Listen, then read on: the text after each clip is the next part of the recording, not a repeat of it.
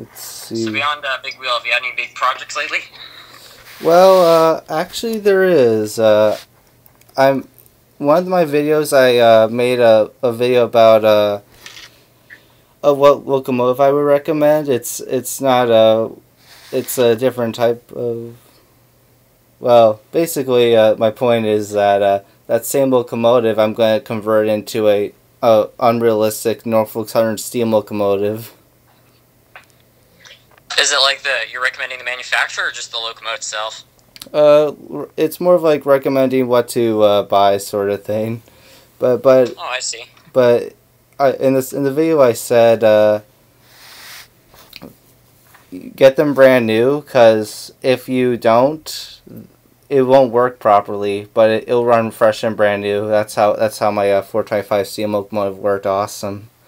So that's why me and my dad turned to DCC and everything. Yeah, I noticed when working with DCC, you have to be a little bit more selective with what engines you buy, because DC engines, if they're in bad condition, they don't really care. You just give them a lot of power and they'll work, but with DCC, if the end motor doesn't work very well, it will just destroy the decoder. I see. So that means like more voltage might destroy it. Yeah, it's because the motor requires more current. I've noticed that, like I have a GG1, and the motor, something went wrong with it, and it did damage to the decoder, so I'm going to remove the decoder, I think, and start all over again. Well, this thing's running better than I thought. Interesting. Yeah, I didn't realize my live stream would get complicated to do. I put OBS on there. I asked Creative Rails what he uses, and that's when I realized that I would have to start the live stream that way. Oh, you mean so that you can screen share, like, the interview? Yeah. Yeah. We have 2 people watching. Oh, so it is still live then? Yeah. That's cool. Who's watching? Not sure. Nobody commented yet. Doesn't show you? I don't think. It just says 2 people watching, but nobody said hello or anything.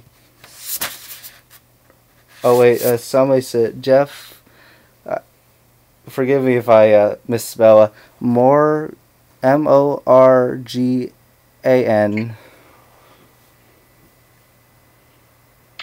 if I've ever heard of that channel before. He says hello. That's nice. Yeah. Hi everybody for the live stream. In case you wonder who I'm talking to, it's SMT Mainline.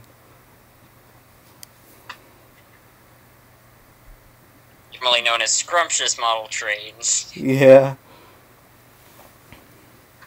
Yeah, I think I guess, never mind. Yeah. My real name is Nathan, so if you want to call me Nathan, you can. I don't care. Yeah, my name's Harrison, by the way. Harrison? Yeah.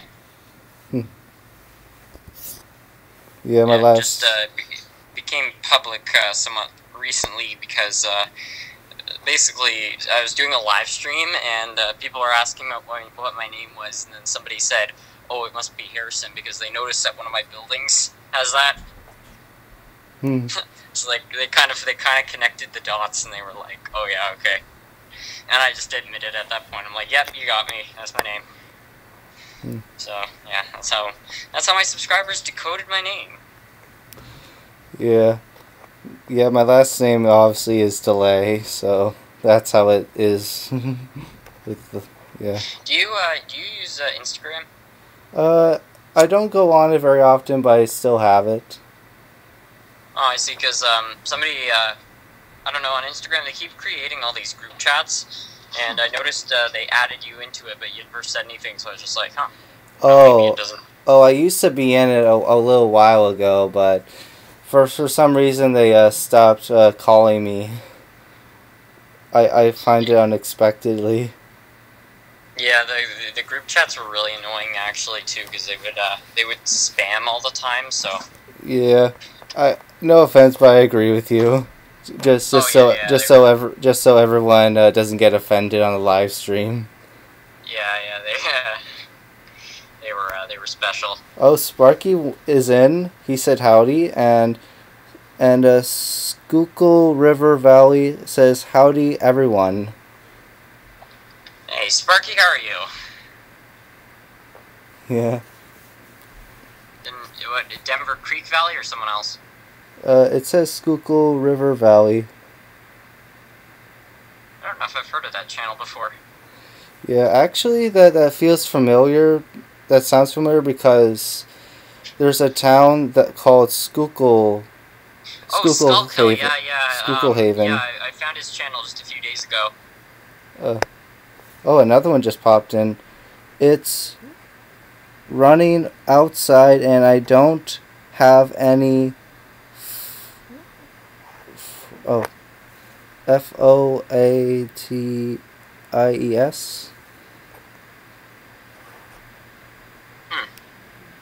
Yeah, I don't know. It's funny. Every channel they've got their own.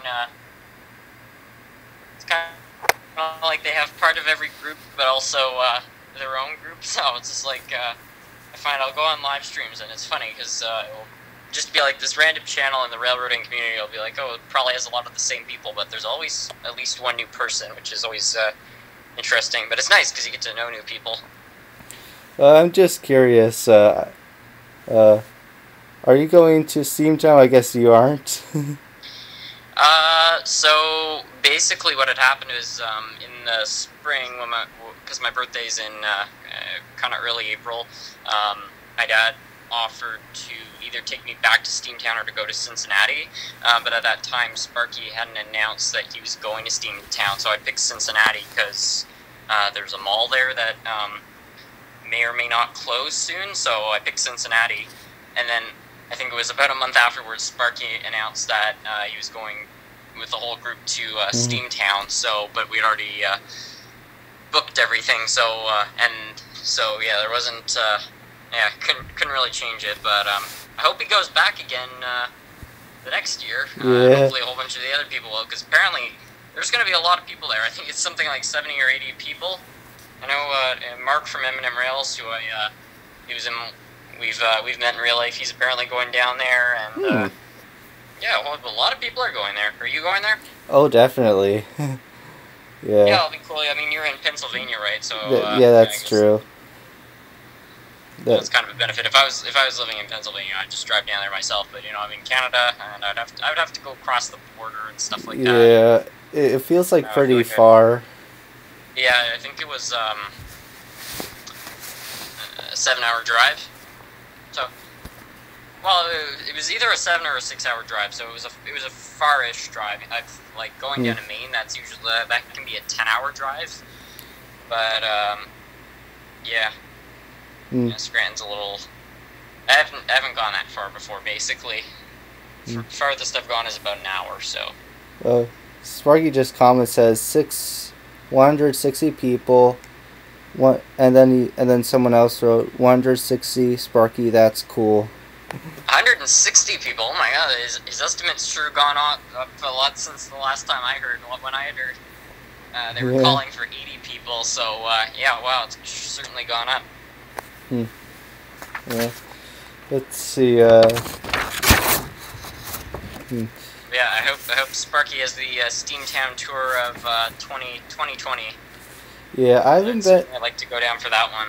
I haven't been there since I was at middle school, so that probably means when I was a little kid, sort of there. Middle school is like in between elementary and high school. Yeah. So with that.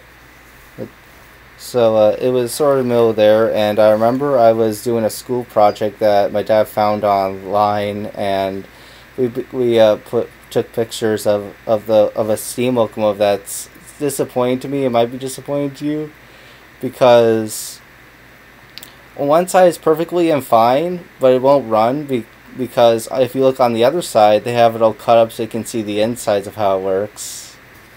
Oh yeah, I think I saw that one. I went there. Yeah, in 2017. Wait, you were at Steamtown 2017? Yeah, I was in Steamtown 2017. It was Yeah, it was a spring time because what happens is I watched this guy on YouTube. His name's Dan Bell, and he goes to all these kind of like abandoned places, and he goes to dead malls, which are malls that are not that active, and he visited the mall at Steamtown. And in the tour he did of the whole mall, he showed the Steamtown historic site. So I was like, oh, that's cool. There are trains there. So I talked to my dad about it. He knew all about Steamtown. So I asked, hey, for my 16th birthday, can we go down there? So yeah, he took me down there. Yeah, in late April of 2017. It was a cool place. Yeah. 2 days of walking, and of course there's the trolley museum right across the street. I'm not sure if you've been there, but it's not that big, but it's really impressive. It's really nice, and then you can take a trolley ride, and it's on an actual maintained railway. And the cool thing is that it's an hour-long trolley ride through the forest in like a historic trolley. And at one point you reach a 1 mile tunnel, and the time that I was there, once they reached the tunnel, they just gunned it. So you're riding along in like this, 100-year-old trolley, going. I don't know what the conversion would be. I'd say about 70 kilometers an hour, which I think comes to about maybe 35 miles an hour. But yeah, it was. I was quite impressed by the whole experience. Yeah, I've never been to the trolley museum, but I do know there's a Big Boy, and there's a. I remember when I was there one time that they had an oil something, and there used to be belts which are now like gone, and to show the history, it's basically right next to the main Steamtown building. It has like a billboard of what it used to be something with an oil plant or something. Yeah, they also have an HO scale model of what basically it looked like when Steamtown Historic Site was an actual like freight yard and roundhouse.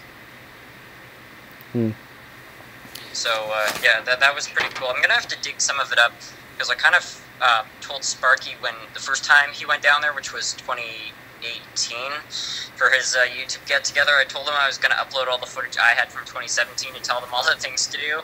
And I just never got around to it. But I think this year I'm gonna upload all the footage because there's a lot of new people going down there, so I can share with them all the things that I would suggest doing. I'm pretty sure it's basically all the same stuff as Sparky's doing, but I don't know, it's still cool. Plus I have an excuse to upload all the footage from 2017, which I took a lot of. Because, yeah, I was up to all sorts of stuff. In fact, there's something, I don't think I've actually ever shown this on any of my videos. Let me see if I can find it. I hope it didn't fall off. Oh, here it is. This is a penny, which I stapled to the bottom of my layout. They have a diesel that was running around the yard in Steamtown, and yeah, we put a penny on the tracks. We let the diesel run it over, so it would get all flattened. And then yeah, I took a knife and I etched in Scranton, Pennsylvania, 2017, and then I stapled it onto the layout. So. Yeah, there's a piece of Scranton in the layout now. Cool. Yeah. It's a British show. Have you heard of the Great Mall Rally Challenge? Not sure if I have. What's it about? It used to be on TV. It's like a competition of building the best layout. There's like three people who are three different groups actually, and they make their own layouts totally from scratch. You have to build it in 3 days, and basically the best one wins. Sounds pretty cool. Yeah, I've never heard of that show. I'll definitely have to check it out. I think yeah, the only British show I remember. Well, it wasn't a show, but like the guy there, James May from Top Gear. Oh yeah, I seen Top Gear. He's so he did a video. I think it was in 2008. He did a series of basically all his favorite toys, and the one that it came on top was the train set. So he tried to run a model train basically on an abandoned line out in England, and they failed miserably. So what they did in 2009 was they came back there, and they got the people from miniature Wonderland. You know, like the big train set out, the train layout in Germany. I haven't heard that one of where in Yeah, Germany. it's the biggest model railway in the world. But they raced.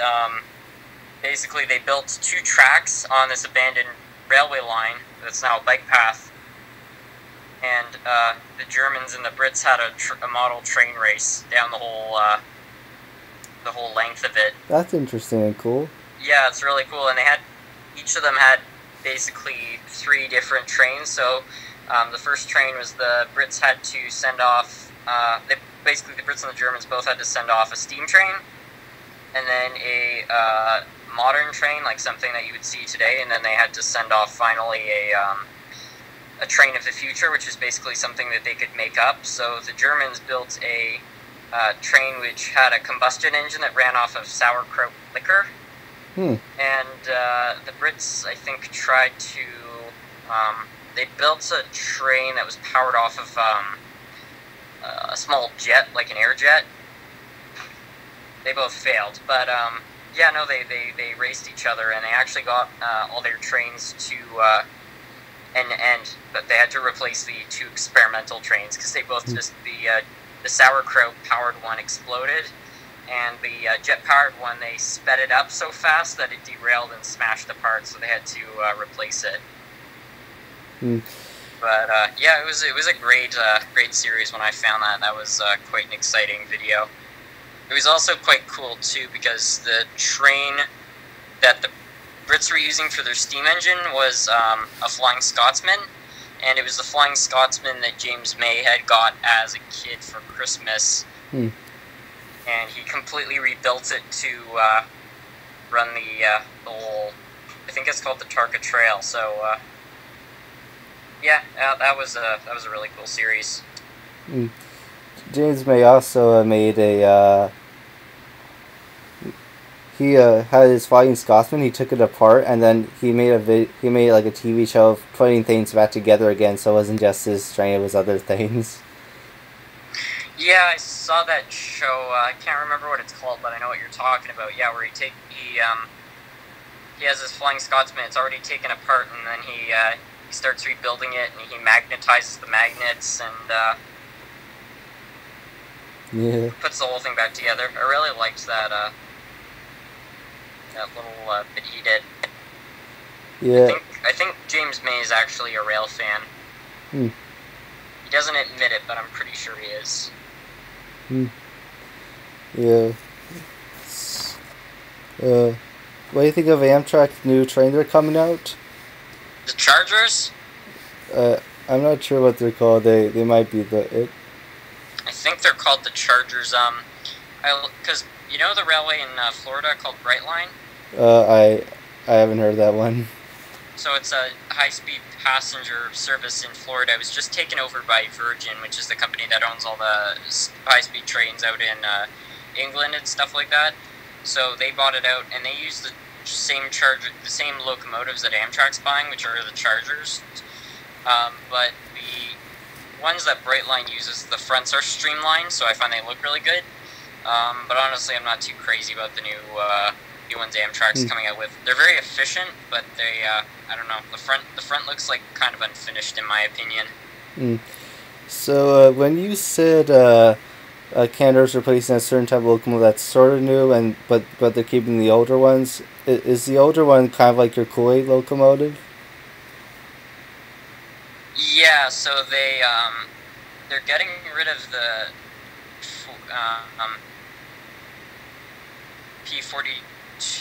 P42s, but they're basically what happened is VIA needed to rehaul their stock, so and they had a choice, which was to either retire all the F40 PHs and replace them with more modern trains, or they could overhaul them and put new engines in them and modernize them. So VIA chose to modernize them. So now the F40 PHs, which were made in the early 80s, are now more modern than the P42s, which were made between the 90s and the 2000s. So now the P42s, within, I think, about the next 10 years, are going to become outdated, and they're going to retire them, which is Kind of crazy because they're actually not that old, but yeah, the FP40s are going to outlive them. But yeah, the Kool-Aid one is an F40. The overhauled ones, they look slightly different. They added another light on them. Cosmetically, they've been changed. Is that why they look a little different than the Amtrak ones? I think so, yeah. They have, like, you know, the old ones, they've just got 2 headlights. The new ones have 3, and they have a reinforced cab, because what was happening was when they would derail, the old ones that didn't have the reinforced cab, the cab would cave in, and it was very dangerous, so now it's reinforced, so the cab, if the train rolls, it can actually withstand, the cab won't get crushed. So, yeah, they're a lot better now. Yeah. Well, you know, so does Via Rail only use used locomotives? I think they're all new. I don't know. They're all really old. Via's it's basically Amtrak again. It's Canadian Amtrak. It's yeah, it's the same as Amtrak. They run basically all the same locomotives. All their stock is roughly the same age. As far as I know, their interiors are kind of the same. Via, I think, has some slightly more fancy stuff because they inherited a lot of their stuff from, I think it was Canadian Pacific. But yeah, they're not much different, to be honest. It's well, there was one time where my sister, it might sound a little off topic, but it'll make sense. So the story goes like this: my sister brought a friend over the one time and went down to the basement where our layout was, and my sister said, "Do you know the Siemens from Myersville, which means Project 1? It's a switcher steam locomotive. It's..." And I say, yeah. And my sister goes, "Her dad owns that." No way. Yeah, but we haven't been in contact for quite a while. That's pretty cool, though. Yeah. Yeah, it's just those crazy...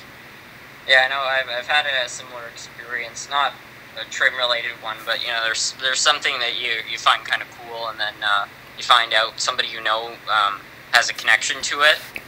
It's just kind of like, whoa, okay. Yeah. Yeah, so...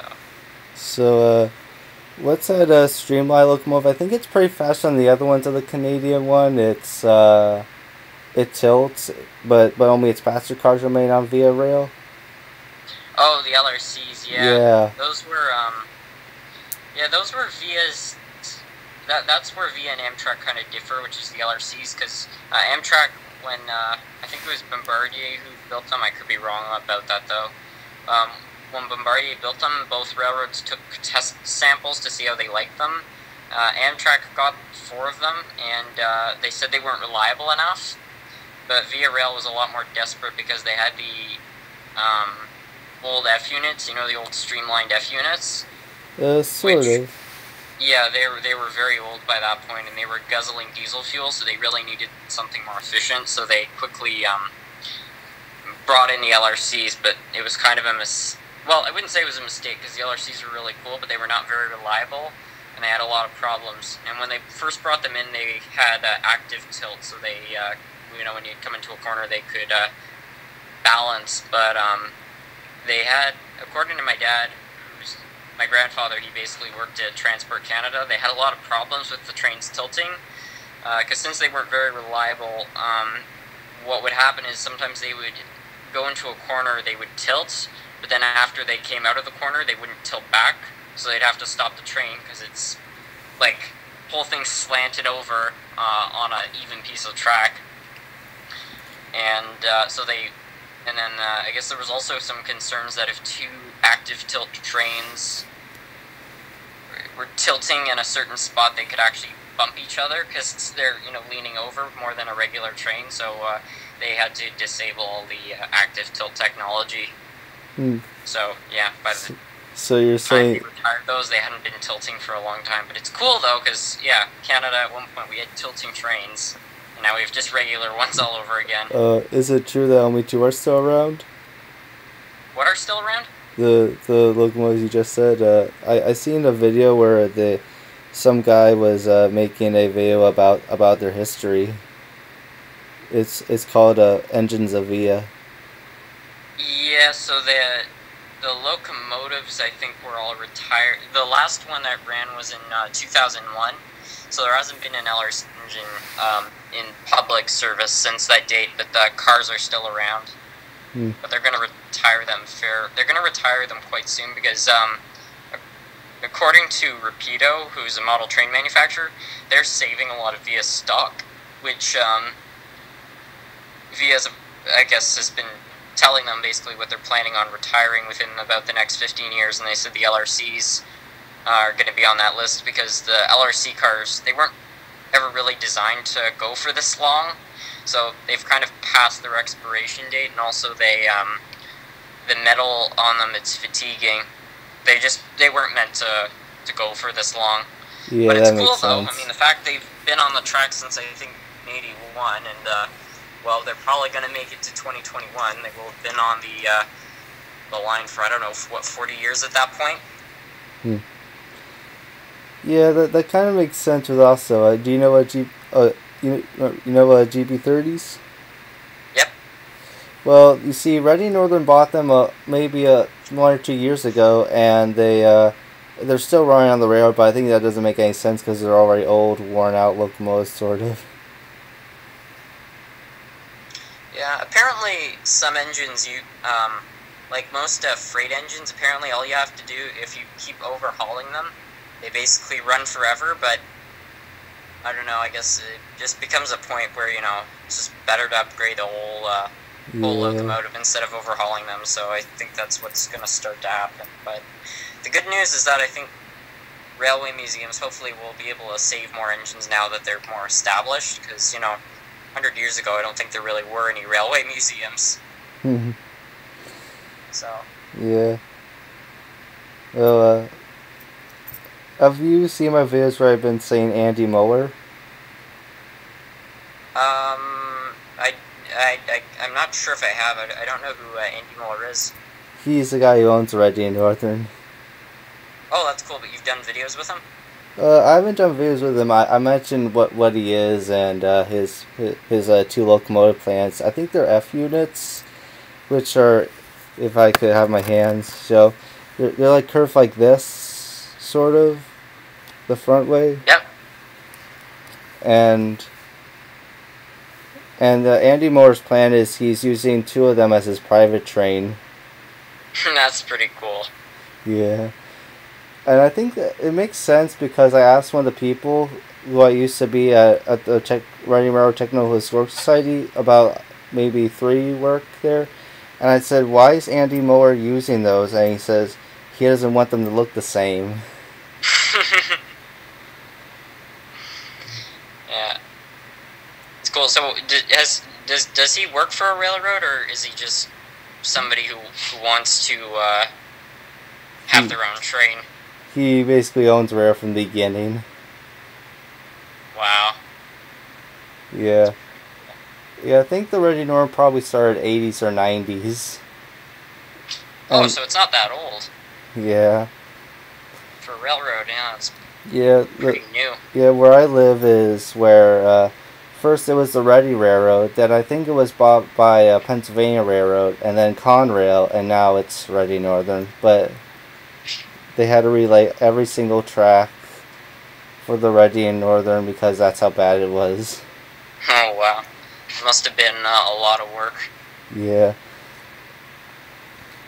Yeah. Well, let's see. Oh yes. You know. I wonder if you remember when I said 2102. It's a very big steam locomotive. Well, that came out when it was in the 80s and 90s. It was very popular back in the 80s and 90s, but I think it's now turned into a rumor because some people... I made a video about its history, and I got thumbs up and thumbs down. I think I know why, because some people think it's being restored and some people think it's not. Yeah, it's kind of vague. I know what you mean. There's some trains. There's not a lot of information about what's going on with them. So yeah, I know. As for dislikes and stuff, though, it's like you can't make it's impossible to make everybody happy. It's like sometimes I think, oh, why would somebody dislike this video? And I just dislike it. And then there are other videos which is like, yeah, I think this is probably going to get a dislike, and it doesn't. So it's just like, you just never know. I don't know. It's the weather that day or something. I don't know. Northern Canada says hi, and he also says, I love your videos. Thanks, Northern Canada Railroad. Yeah, that's nice. Yeah, I have a friend named Joel. He had a Pennsylvania Railroad Museum, and that's pretty cool. I have two videos about it. Well, a third one. It was a little older. It's kind of newer because I record the old footage. So. Oh, I see. He told. I really like the video you did at Northlands. Yeah, I made a second one. Oh, that's cool. I'll have to check that out. Yeah. I've always thought Northlands was quite cool, but there's not a lot of footage of it. So yeah, I thought your tour of it's really cool. It's cool to see because a lot of people also tell me that the train doesn't always run. So it's cool that the day you had visited that you got to take a ride on it. Oh, I never realized about Northlands that doesn't run sometimes. Yeah. Well, that's what people tell me. I'm not sure if that's true or not, but yeah, I was talking about Northlands on one of my live streams, and somebody was saying, "Oh yeah, it doesn't run very much." Sure, Northern Country Railroad. He's basically saying he says hi to you. Oh, hello. He also says, "And how are you doing, Nathan?" I'm doing good. I think I forgot your name again. My name? Yeah. Oh, Harrison. I do that people a couple of times. Yeah, I have the same problem. It was the worst because when I first got a job like 2 years ago at a factory, and there was 300 people working there, so I was meeting like 10 people a day, and they would all remember my name, and they'd be like, "Oh, hey Harrison," I'd just say like, "Oh, hi," gone. So yeah. Yeah, I've when I have autism, so it's for me like kind of like hard to take everything in, so it has to come in slowly. I have a similar problem. I'm dyslexic, and it's like my short-term memory is really weak. So if somebody tells me something for about the first 5 hours, nowhere to be found, I'll forget about it. But then like the next day, I'll be like, yeah, I remember that. So yeah. But yeah, I have the same thing. It takes a while for information to register. Yeah. But I don't know. I wouldn't be the same person without it. So, what you gonna do? Yeah. Let's see. Well, I guess the obvious question is about the group you were going to. Is there like some guys who agree that you should run that train, and some guys think, oh, that's pretty cool? Oh yeah, at the train club, I had built a runaway train, and then a guy there, Otto Morel fan. So I'd been to the club before, and basically I talked to him about it. I was like, hey, can we come run this train here? And he was like, yeah, sure. He said that I wasn't allowed to run it, obviously, because I'm not a member of the club, but he could run it because he's a member. So I was like, yeah, that's fine. So I installed DCC so it would actually work on the club layout, and I brought it over there. But it turns out the club has lots of very strict rules about operating horn hook couplers, like old equipment, basically. So they've got all sorts of regulations, but we kind of thought, who's going to check? So we brought the train there, we were running it, and there were administrators of the club, people, very high up in the club, saw it and they didn't seem to care. They just thought it was cool. So yeah, they let us continue running it, and then after I think about an hour of running it, The same guy? What? The same guy? Sorry, I interrupted. No, it was a different guy, who I hadn't seen. He had, I think, gotten there later. He's, as far as I know, he was not an administrator, ironically, so he's not even the, like, most powerful person of the club. And he saw that we were running a train with horn hook couplers, and he came up to Ottawa Model Railfan, and I could kind of tell from the way he was looking at me and him, he wasn't happy about something, so I was like, uh-oh. And he discreetly tells Ottawa Model Railfan, this kid's train, the flanges are not the correct size, I don't think his wheels are engaged, he's got horn hook couplers on this thing, and he goes on about a whole bunch of other violations that I apparently did, and says, you need to get this thing off the layout. As far as I know, he actually had no business telling us to do that, because the administrators said it was, they didn't say it was okay, but they didn't seem to mind that we were running this thing, we weren't causing any trouble, but we didn't want to argue with him, so yeah, the Ottawa Model Railfan asked him if we could just take it back to the yard to put it, back in its case. And he said okay, so yeah, we sheepishly drove it off to the yard and then took it apart, but yeah, I don't know. It was kind of too bad, but what are you gonna do? I'd only been there once too, so I kind of didn't know. I didn't know if he was like the club owner or something like that, so I wasn't gonna speak up. I wasn't even really supposed to be there, but I'm becoming a member now, so we'll see how that goes. Are you part of a model railway club? Because I've noticed in a couple of your videos, I've seen like your trains. I think it's to the intro of your videos. You've got one of your engines that you built, and it looks like it's operating at a club layout. Yeah, that's actually true. I used to. It's called the Railroad Techno Historical Society, and I was there at 2014 or 15, but basically somewhere in that range. And I was there pretty good. I was happy. Then it kind of faded. Like I'm not enjoying this as much. No offense.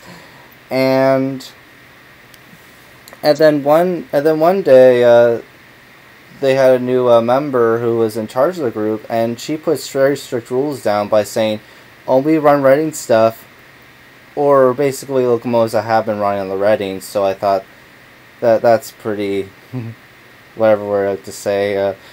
And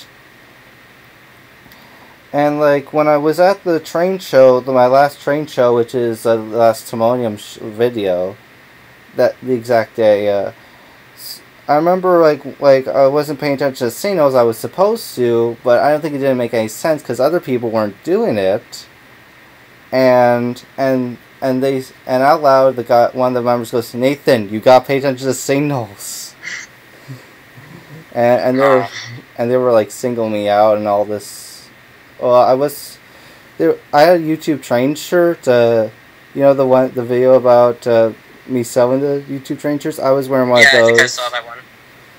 And some of them really didn't really like that I was wearing because they thought I wasn't representing the Reading techno whatever it is. Yeah.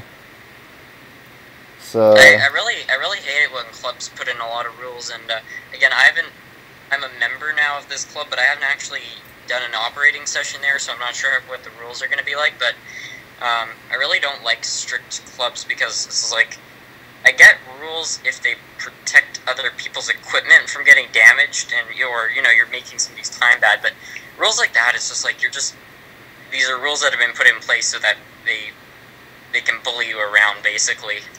That's basically my interpretation, because it's just like... Oh, no, I agree with you. Yeah. Why...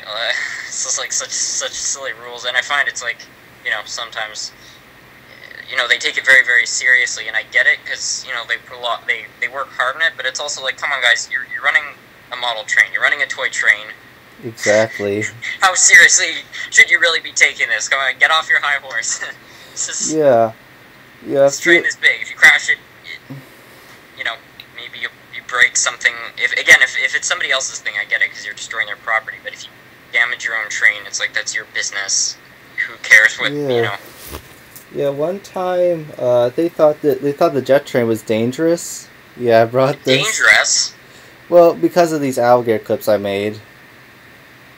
Yeah, but dangerous to the layout, or like it could hurt someone. Yep, dangerous to the layout. But I put these two clips like only take one wire, and so I put it on one side of the rail, other side of the rail, and one of the guys goes, "Take that off," and then another guy, I say, "Hey, can I put this on there?" And go right away. He look goes, "Oh no, you can damage your own layout, but not ours."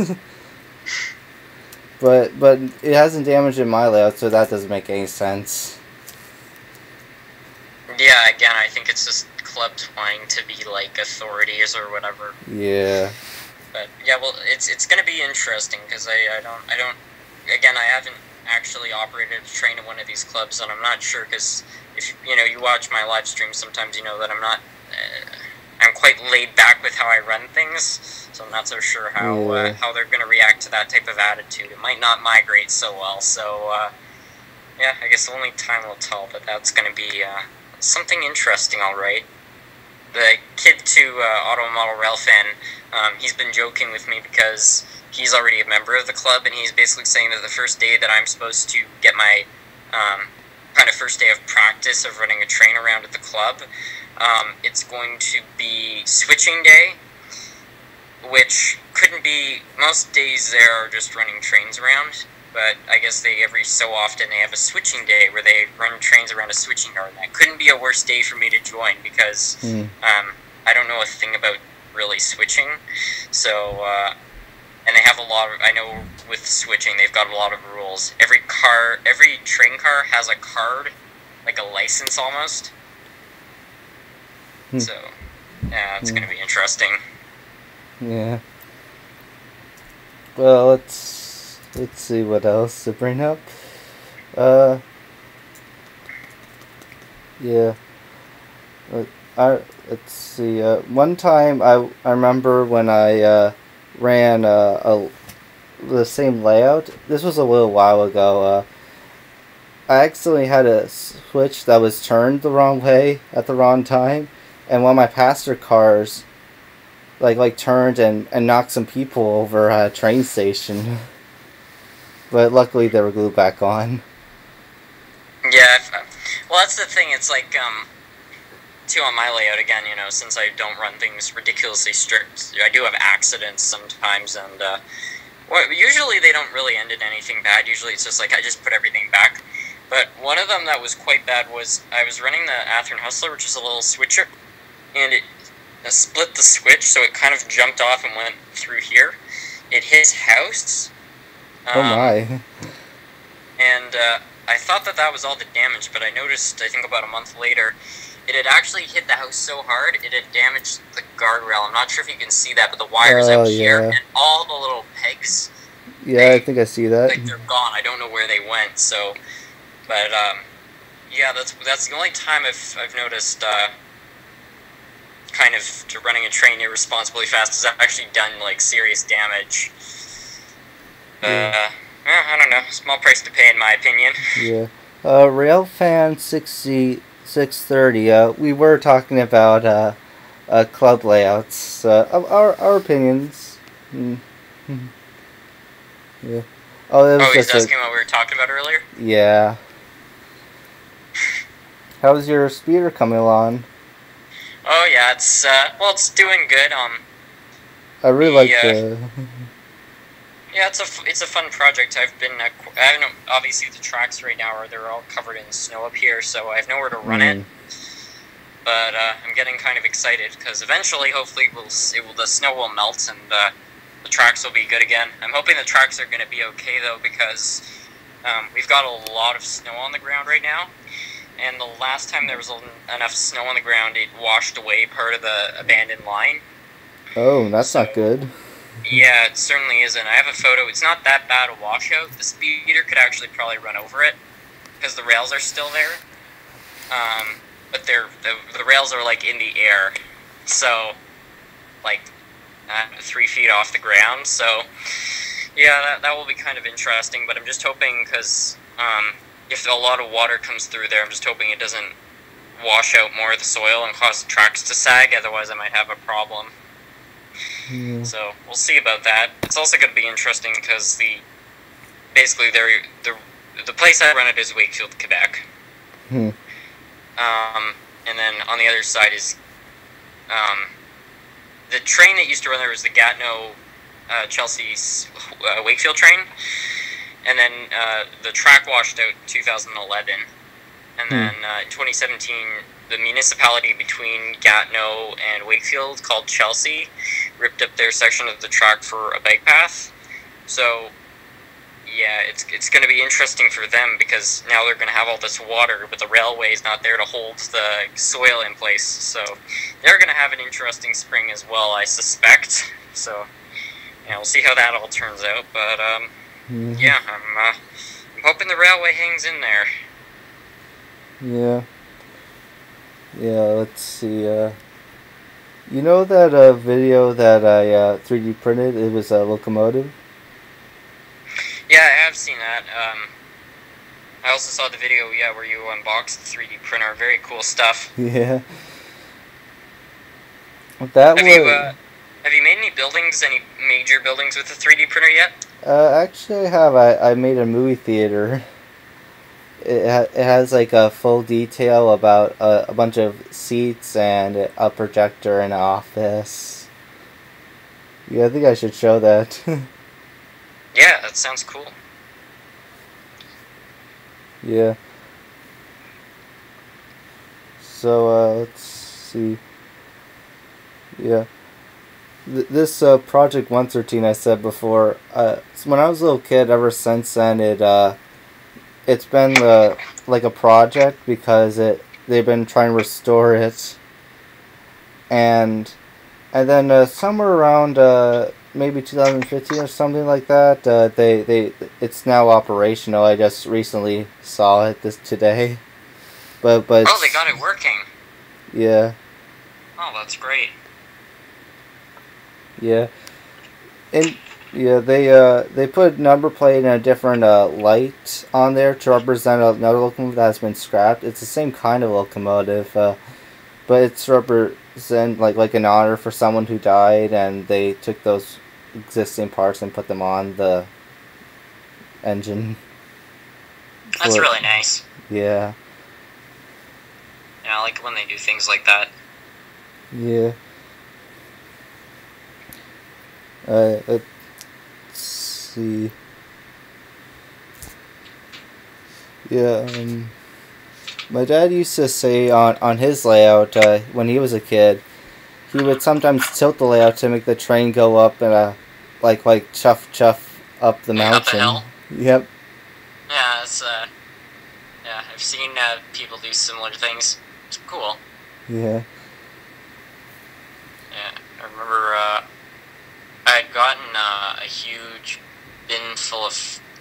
We had some friends and their cousins, they had wanted a train set, and their cousins had been at a garage sale, and they found 3 boxes of somebody's, like, model railroad, and they decided to buy it, send it to them, but it was all really old and in bad shape, so it was kind of a disaster. So they just gave it all to me, because they were like, oh, we don't have any use for this, we're just going to chuck it out. So I was thrilled, because I got all this cool train stuff, including a whole bunch of track and these risers, which were the kind you get in, like, the Bachmann train sets from a long time ago, you know, the ones and you build the track parade.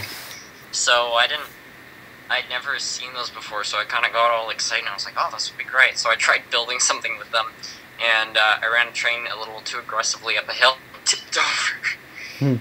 It was fine. I mean, it didn't do any damage, but yeah, I haven't used those since. Yeah, that was my first experience with grades. Yeah, one time my dad built a layout for me, and now I kind of regret it, but I tore like the bridge part down because I didn't really like it, enjoyed it, and that layout eventually got torn down. Then eventually other layouts, blah blah, and then finally the layout I have now. Yeah, in the layout you have now, you have a museum on it, don't you?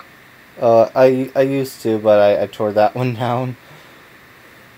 Oh, big renovations. Yeah, I still have the coal mine I made. The one with the N-scale engine that goes in and out of it? Mm-hmm.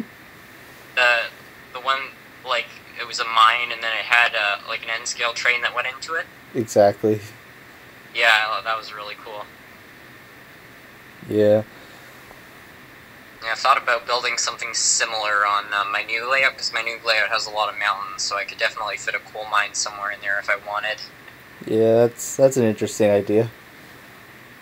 It's kind of, I never grew up near any coal mines, but when I visited Scranton, if that's, because they mine a lot of anthracite there, I guess it's quite a big Mm. part of the economy, but when I was there in Scranton, they were actually saying that they've been having serious problems with the coal mines caving in, and now people's houses are apparently becoming uneven because the ground is caving in, so Uh, houses level, it's now going into the ground because of all the coal mines, so they uh, don't know what to do. that's somewhere close to Gould County. The reason why they say they might, well, this is a different one, but I heard there was like a fire they were doing for a Veterans Day, and that made a big, huge fire underground, and it's still on fire today. So it is like caving in. Is that the town that's now abandoned because they haven't got the fire out? Yeah. Oh, I've heard of that town before. Yeah, it's yeah, yeah, I heard about that. They started a fire, but there's some underground gas that's burning, and the whole town, the ground got hot or something like that. Yeah, so I think Yeah.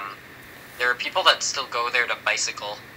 Oh, that sounds Of course, dangerous. all the roads are abandoned, so they bike around the town and they can speed around it because there's no cars or anything they have to worry about. They can go as fast as they want, basically. So yeah, at least somebody's still making use of it. I think there are still 13 people living there. I saw a whole video a couple of years ago about that town and the story of it. I've never heard a story quite like it. Yeah. Yeah. Yeah, in Gould County, it's famous for coal mine, and they shipped a lot of coal to Philadelphia.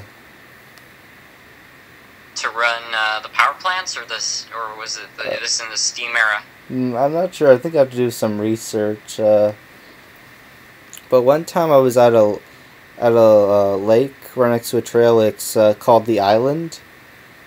I'm not sure why, but I found a piece of coal there, and my parents thought that's just an ordinary rock. But then when I chipped well, when I looked at it first, I knew it was eventually coal because it must have fallen off one of those barges a long time ago.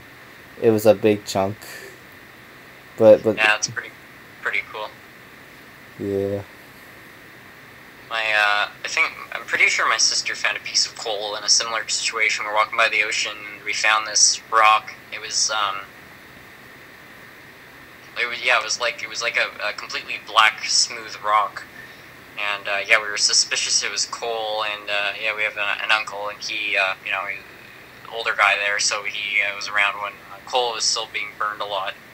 And he had a look at it, and he was like, "Yeah, I'm pretty sure this is cool." We haven't tried to burn it yet, but I'd be interested to see if it would Yeah. still ignite. Yeah, I heard I don't know. first thing coal I heard burns more better than any other coal because of how long it lasts. Yeah, that's what I heard when I visited Scranton. I guess I think the coal there is anthracite, and I guess Yeah. anthracite's a special type of coal, and yeah, it burns quite efficiently. So yeah, it's quite interesting. I didn't know there was a difference between coal. I always thought coal was coal, but I guess some coal is better than others, and that's why Scranton was so popular because they Yeah. had a lot of anthracite. I heard at school the longer that coal is, the more better that coal is.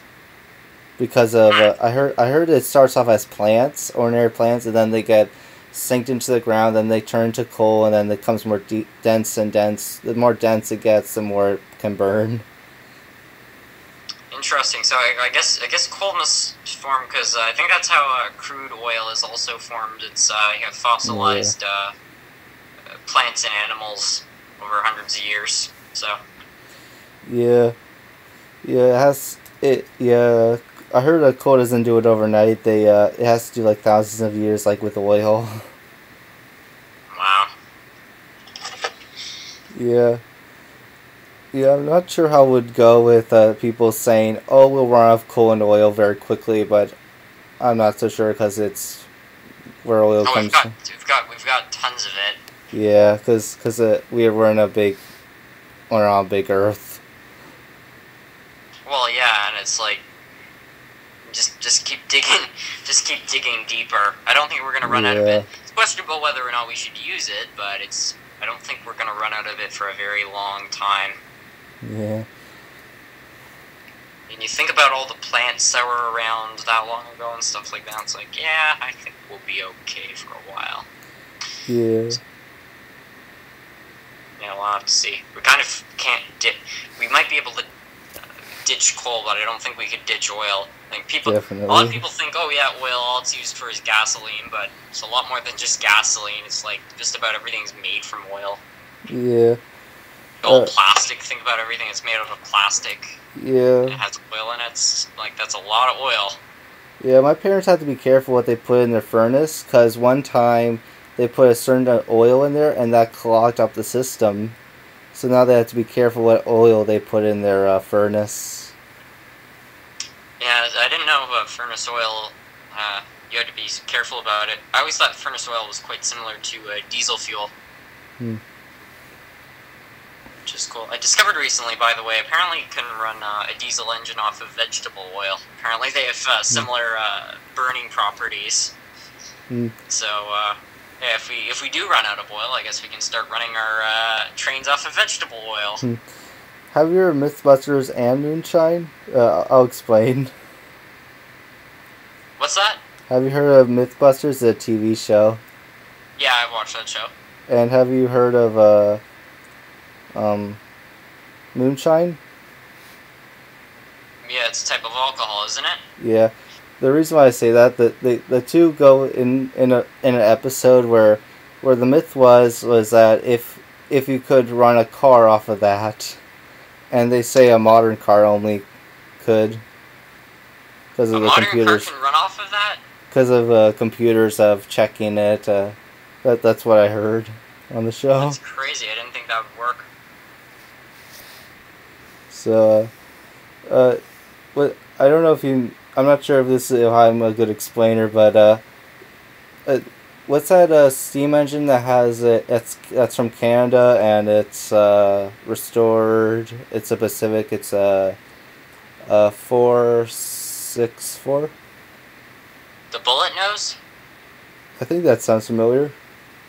Yeah, we've got a whole bunch of restored steam engines. I don't know a lot about those ones in particular, but all I know is that America, ironically, has more Canadian steam engines than American steam engines because Canada was about 20 years behind with the whole steam era. So, America ditched most of its steam engines kind of like in the 50s and 60s. Canada didn't ditch its steam locomotives to the late 60s and early 70s. So we were running steam for a lot longer than America. So a lot of the steam engines in the United States had got destroyed before the preservationists realized this is something that we should be saving. So when it was Canada's turn basically to do the same thing, destroy all of our steam locomotive, all the American preservationists, railway enthusiasts came over and snagged all of our engines from the scrapyard. So yeah, there are a lot of saved Canadian trains. And then of course, there are a few preservation societies in Canada, so some of ours got saved by us as well. But no, mostly it was America who saved most of our steam engines, and that's why if you go to a place like Steamtown, it's basically all Canadian National and Canadian Pacific. It's just because, well, that's what was left. But it's basically the same stuff as they were running in the United States. So it's make a big yes. Yeah, the reason why I bring that up is because there was a Canada locomotive in the 80s and 90s at one time. It ran on the Red Deer Northern. Wow. I saw old footage about it on YouTube. It's pretty cool. I wish more steam was still operating. It's yeah. It wasn't, even in Ottawa, if you went back 10 years, we had 2 tourist trains operating that were steam powered, and we had the train that I was talking about earlier that went to Wakefield, which is where I run my speeder. So that was a Swedish steam train which had been imported to Canada in the 90s, and we also had at our museum in Ottawa, the Science and Tech, we had a Shay locomotive from Maine that used to work on a logging railroad. Hmm. And both of those, yeah, the train that used to go to Wakefield, that was a tourist train. You could hop it and go to Wakefield. It was kind of modern. Well, the steam engine wasn't, but the train itself was modern. And then the Shay, basically, the museum, they would hook up a few cars and you could take a ride around the museum. Yeah. A little recent. What? I was just going to say, but yeah, neither of them, they're both gone. Yeah, recently the museum I used to volunteer at had a passenger car, which was one of the people who owned the Reading at the time, and they like gave it to the museum. But I think they shouldn't really do that because all of their rolling stock and locomotives are like meant there to rust because they're out in the elements most of the time. They have the first GB30 that was ever made. Wow. Yeah, it used to run on the Reading Northern at one time, but then for some reason I heard some kind of engine part blew up or something, and that's why it has been running ever since. So they're slowly working on that right now. But they'll get it working again? I'm not sure. It's probably unlikely. I'm not too sure. I'm not sure what's going to happen with the train up here because, again, the steam train I was just talking about, they used to run up to Wakefield. Since there's no line to run it on, the cities had to sell it. So the train cars were sold.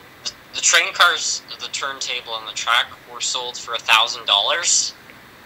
All the train cars, 12 train cars, a turntable, and some track for $1,000. So this guy bought them all, and then they're moving this steam train to a park, but there's still a diesel that was part of that railroad. So I'm not sure what's going to happen to it because they can't just sell it as it is, because it's a Swedish diesel, so it has European couplers. So I'm not sure what they're going to do to it. There's no information of what they're going to do with the diesel, but it's still a good diesel. So. Yeah, it's going to be interesting to see how that pans out, but yeah, again, only time will tell, I guess. Yeah, I don't know if it makes any sense to take a steam engine, a regular ordinary steam engine, just cut it down to see the insides because they don't make them anymore.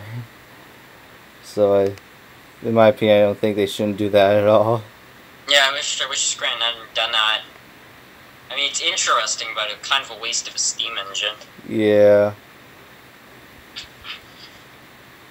So, yeah.